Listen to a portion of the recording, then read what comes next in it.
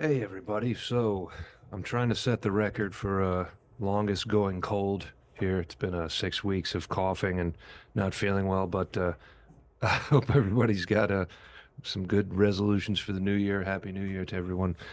This is going to be a different video.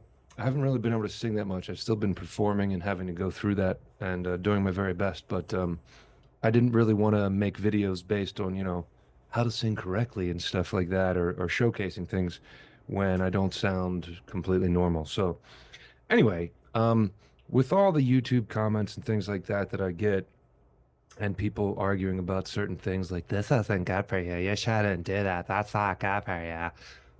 I thought I would make a quick video. It's not going to be quick. I'm going to try to make it as quick as I can about unhealthy singing with examples, and then, talking about healthy singing throughout.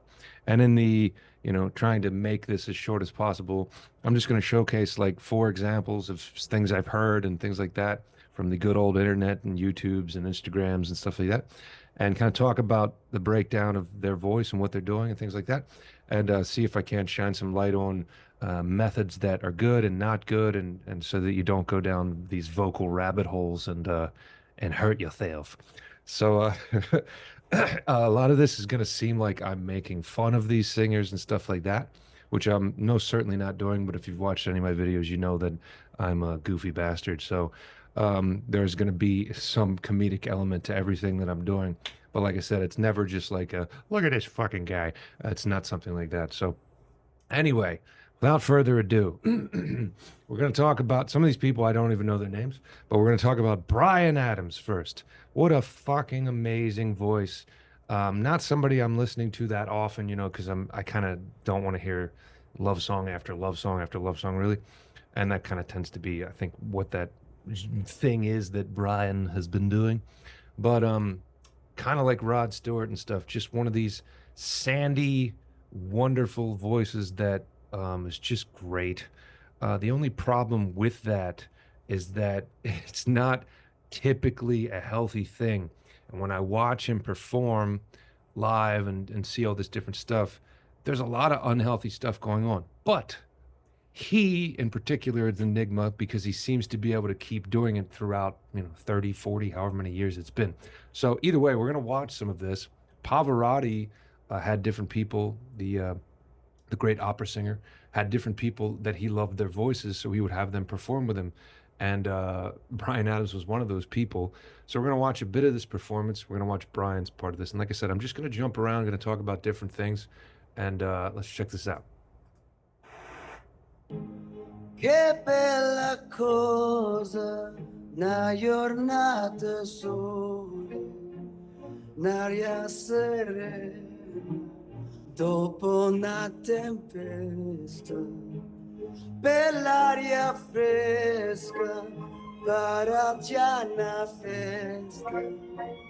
Che bella cosa, una giornata sola. Mannato sole, che bello, oh sole mio, sono fronte a te, oh sole. Now, let's talk about this. So many of us want to have this sandy, gritty kind of voice. When I hear people doing that, including myself, throughout the years and years of trying to find out how the fuck is he doing that, it almost always ends up being some version of unhealthy. Now, if you found a way that it's not, that's great. You can always watch somebody else's YouTube video. But anyway, in my case of studying this stuff and paying attention to it very, very much and trying to, do it over the years, I find that almost always it tends to be an unhealthy thing. Now, there's some things going on here that are worth noting that tend to also reflect something of an unhealthy nature, even the way he's standing right now.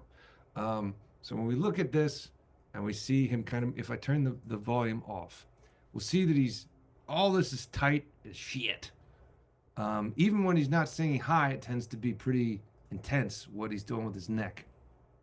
which is usually almost always a sign. If you're watching yourself in a mirror, you're trying to figure this stuff out. Maybe you're really good at singing, you already got a foundation, and you're really trying to figure out some of this heavier stuff or something like that. Watch yourself in a mirror. Those things don't need to happen when you're performing heavier music. You don't need actually this kind of stuff like this. Pulling your head to the side tends to be something what people do when they're pulling their vocal cords and stretching them this way, whether they know that or not. That tends to be a symptom of pulling the vocal cords. It's not good for the voice. Any way that we're stretching the vocal cords other than a more natural way to stretch the vocal cords, which tends to be lowering the larynx and stretching down this way anyway, tends to be unhealthy. Now, like I said, seeing his neck veins pop out and stuff, that happens with different people and everything. But we see him, I've seen countless performances where he's hanging on that fucking mic stand and he's pulling down into his diaphragm. And that might be why he's been able to get away with this for so many years, because he has a excellent use of his diaphragm. But when you're pulling on the mic stand, going like this and pulling your head this way, you have to know that something bad is going on, something unhealthy is happening. But like I said, he sounds tremendous. One would wonder, hearing this, how long is he able to do that? But once again, most normal people would probably not be able to do this for an extended period of time, and for whatever reason, he can. Point being here, when you have distortion and you hear a consistent kind of like that, it usually comes from this muscle down here. Again, I've talked about this plenty of times. You take a thumb and put it right here up under the chin, and you swallow. There's a swallowing muscle that engages right there that can pull the vocal cords this way. So it can stretch your voice, making you hit higher notes and do some things that seem to be good, but it's pretty much all bad. Once again, it's forcing the vocal cords to stretch in a way that kind of isn't good, and it's tied completely to this muscle. So then when you try to support and do a lot of these other things, this muscle tends to get kind of locked and try to take over. I know that because it happens to me quite often. Anyway, I don't want to make this video too long, but like I said, sounds tremendous. Another thing to note about Bryan Adams, which is very interesting, is that you would imagine his voice to be lower. Oh, sole mio, oh. It sounds more like he would have a voice like mine, like a lower voice or something. He does not. The dude is 5'8", and actually, when you listen to him in an interview, has a higher voice. Really not the kind of thing you'd imagine, but important to note, because again, if you're trying to do something like this and you're chasing down these types of vocal sounds and such, you might have a baritone voice or something, and then, you know, be like, what the fuck? How is he so able to do that so easily, so consistently throughout these songs? I want to run to you. And then you find out, oh, he's got a much higher voice than me. All right, let's move on.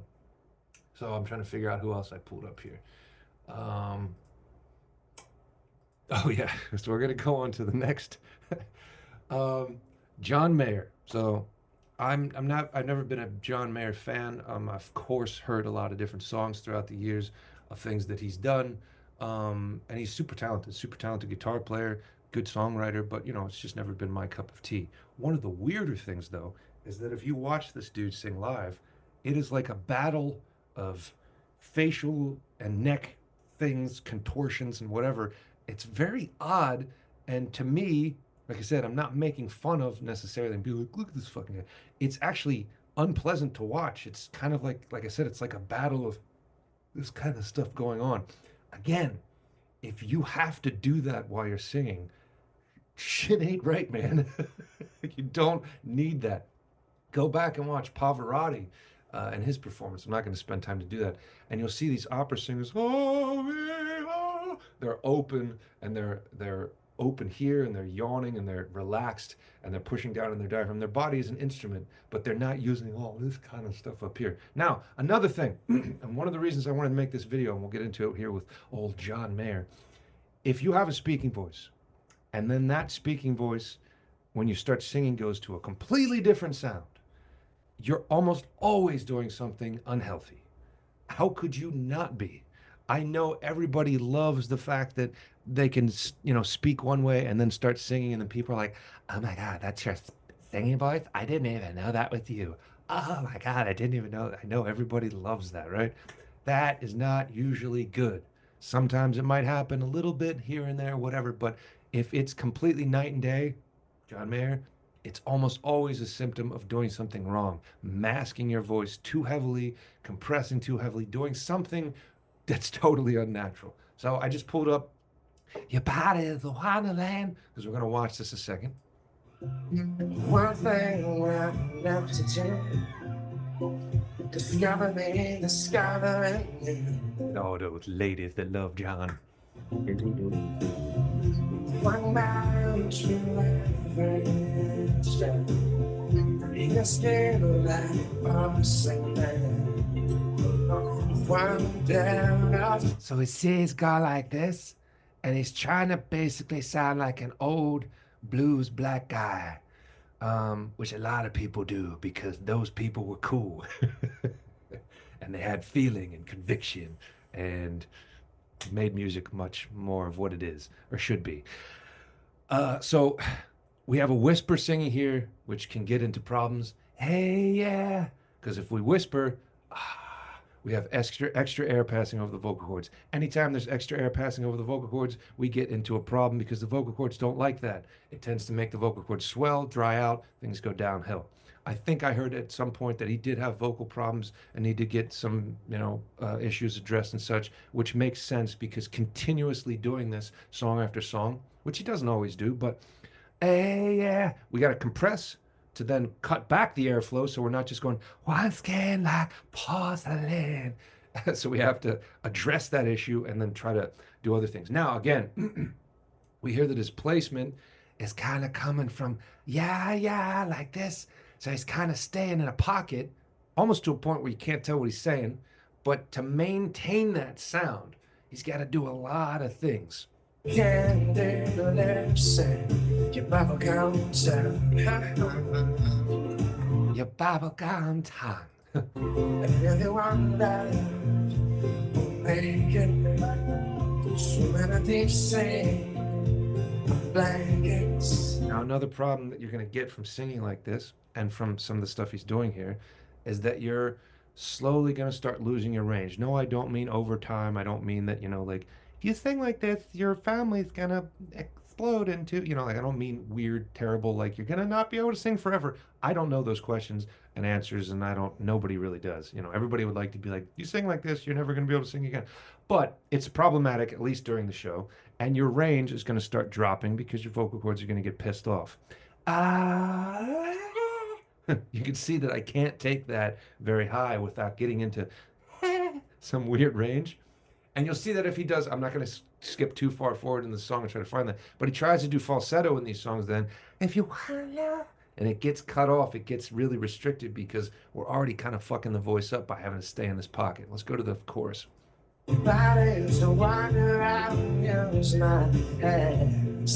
There we have notation problems because it's hard to control. I'll use my hands. It's supposed to be, I'll use my hands. It's not easy to do anyway, especially being sick. But hands is much harder to control than hands, a together thing. But anyway, we see once again all the facial stuff. Your body is the one that I'll use my hands is very hard to control. So not a healthy thing to try to mimic, not a healthy thing to try to do. Again, most of us, especially starting out, amateur singers and stuff, want to disguise our voice, want to hide our voice, want to have a thing that's ours. And, we get into the Backstreet Boys and all this shit. I talked about this recently, like all that whisper singing stuff. Girl, I'm the one, all that stuff. Extended over a period of time, it ain't good.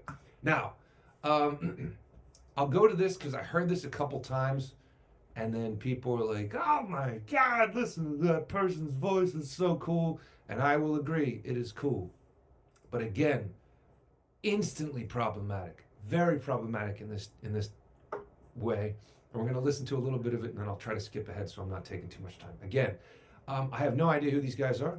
There's a song that they covered. I don't know who does that. I forget. But these guys are called Tom's Diner. And I don't know. Yeah, and there's a whole bunch of names here. So we'll hear the one guy sings kind of normal. And then we'll hear the other guy sounds like a old black blues guy or something again. And He's definitely not that when you see him physically. So let's listen.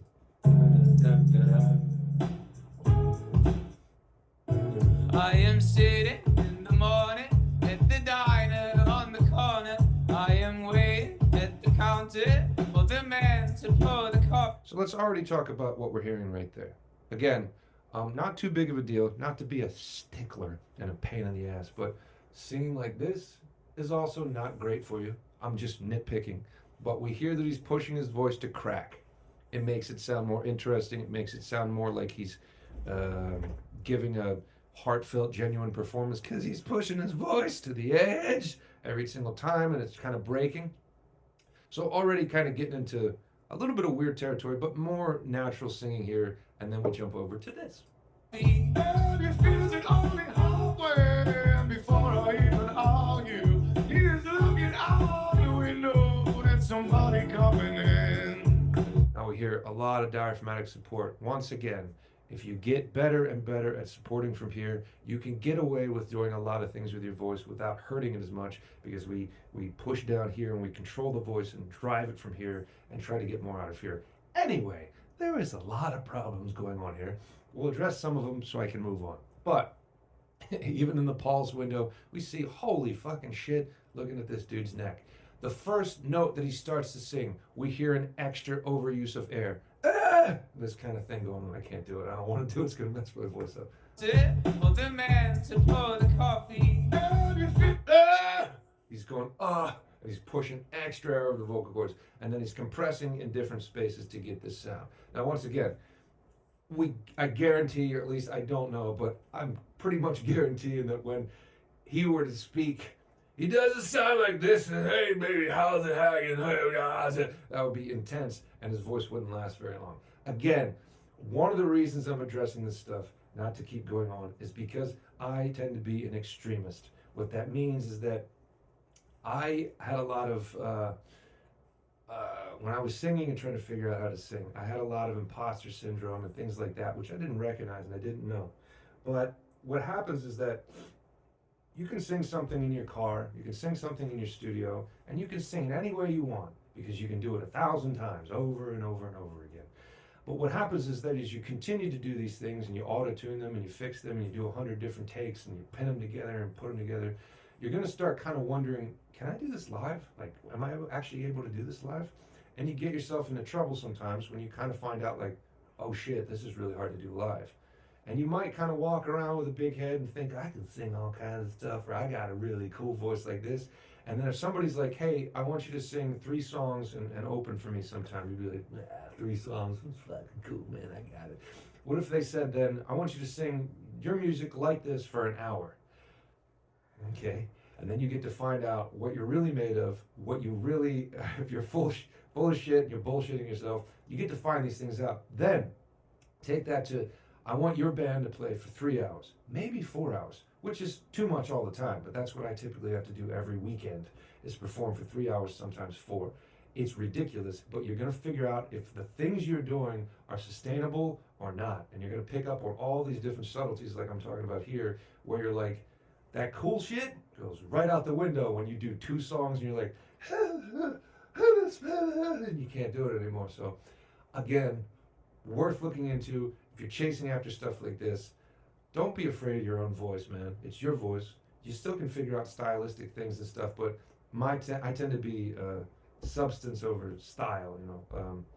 I don't know, I think I'm saying that wrong, but realness, rawness, and things like that over how many trills you can do, or how much, you know, that wow factor kicks in with like weird stuff. So anyway, we'll go a little bit further with this, but I think we can all tell like something really strange is going on here. Before I even argue.